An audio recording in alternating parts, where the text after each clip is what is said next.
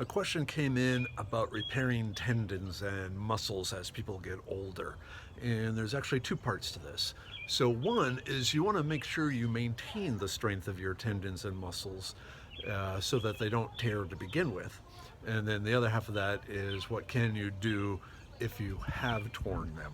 And actually, these are very closely related because one of the big issues in our modern diets is we're not getting much connective tissue in our diet. So we're not getting the collagen that we used to get as we boiled down whatever animal we managed to capture and then take every part of it into us.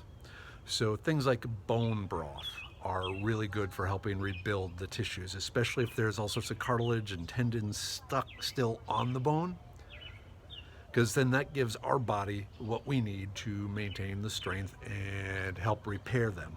Now, if the tendon is completely torn, then you're probably going to need surgery to stitch it back together.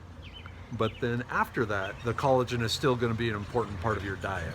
So think, nose to tail, eating all the connective tissue in the animals, what we used to call gristle. Most people go like, this is chewy, I don't like it. That's why you turn it into a broth. As you boil it down for hours, it softens up, it disconnects, it turns into almost separate molecules and is much easier to consume. But then the body can use it to help rebuild yourself. So bone broth or other ways of taking the connective tissues from animals is going to give you what you need. Also, don't forget exercise. You got to strengthen the muscles, you got to strengthen the tendons through daily exercise to make sure they can withstand these sudden things that might tear them. Okay? All right. Later.